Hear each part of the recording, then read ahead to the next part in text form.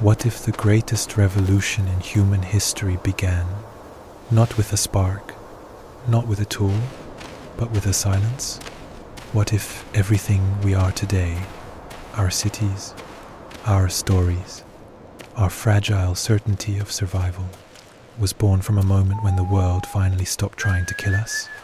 70,000 years ago, after the Toba Supereruption dimmed the sky and choked the earth, our ancestors wandered through a climate that refused to forgive. But then, something shifted.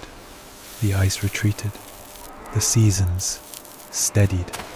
And in that brief window of calm, so brief that it could have vanished with one unlucky winter, humanity took a step that would change the planet forever. How did people who once lived day to day, with no promise of tomorrow, suddenly begin to stay in one place, shape landscapes, and reshape themselves? Tonight, we walk into the shadow of that unanswered question, a question whose echoes still guide the way we eat, work, worship, and survive. The first villages, the first crops, the first time we dared to trust the future, and the quiet mystery still lingering. Why here? Why then? Why us? When the ash of Toba finally settled and the world's breath grew steady again, the survivors, tiny in number, scattered like seeds on wind, began to sense something unfamiliar. Predictability. Rain returned in patterns. Cold came in cycles rather than chaos. The earth no longer behaved like a wounded beast. For the first time in thousands of years, humans could look at a valley or a riverbank and imagine permanence. They didn't know it yet, but stability was the soil in which the idea of agriculture would germinate, an idea that required time, patience, and a faith that tomorrow would resemble today, a faith they had never been allowed to possess before. Yet even here, a quiet question lingered beneath their footsteps. What if the calm breaks again? Before agriculture, there were clues, small observations tucked into the rhythm of foraging. Certain plants grew where the rains collected. Some grains returned stronger where people dropped the husks. Fruit trees thrived where hearth ash enriched the soil. Animals repeated their migrations like constellations walking across the land. Human memory, once focused purely on survival, began to stretch, to compare one season to the next, to connect the dots. In that growing web of understanding, the first threads of farming quietly appeared. And somewhere in those early days, a whisper of a question formed. If the world keeps repeating its patterns, can we shape them? It didn't begin as a revolution. It began as small, careful experiments. A few seeds scattered near camp, a cluster of roots left in softer soil, a patch of land cleared by fire to draw grazing animals closer. Plants that tolerated human presence survived. Animals that feared us less stayed near our fires. The line between wild and human-shaped blurred, first by chance, then by intention. These experiments were fragile, dependent on weather, luck, and patience. But every successful season nudged the survivors toward a new truth. The land could be persuaded, and life could be guided. Still, a deeper question hung in the air. If we change the land, what will it change in us? Once people learned that food could be grown instead of chased, movement slowed. The first tiny settlements emerged, clusters of shelters near fertile streams, circles of hearths arranged beneath long memory. Staying put changed everything. Children grew up in the same place they were born.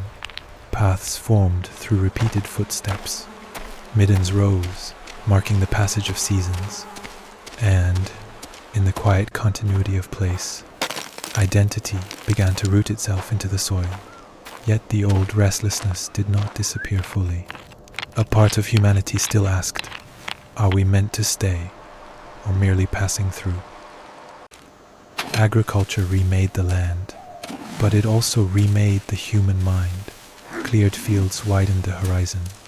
Paths between huts became the first human streets. Shared labor carved the earliest rhythms of cooperation. Plant together, harvest together, store together, survive together. Fire pits became negotiation tables. Storage pits formed the first quiet banks of human economy.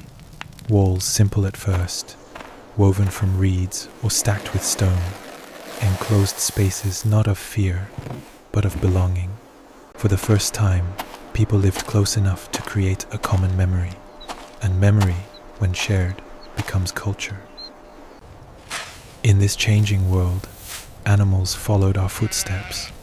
Dogs, already companions since the ice, became guardians of grain and flock. Goats lingered near discarded plant scraps. Pigs rooted through human refuse and thrived. Cattle followed predictable paths, grazing where early farmers burned new fields. These relationships were not accidents. They were ancient negotiations, signed not with words, but with trust earned over generations. With domestication came responsibility, and with responsibility came hierarchy. Another faint open loop emerged. What happens when one species begins to depend on another and trusts that dependence? As surplus food accumulated, new roles emerged. Some people became full-time tool makers. Some became ritual keepers.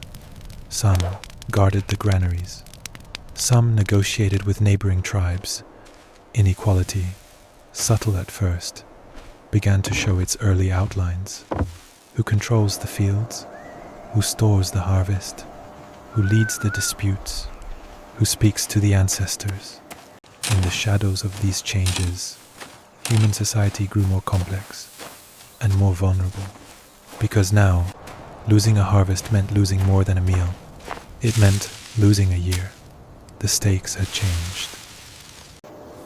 For hunter-gatherers, time flowed like a river.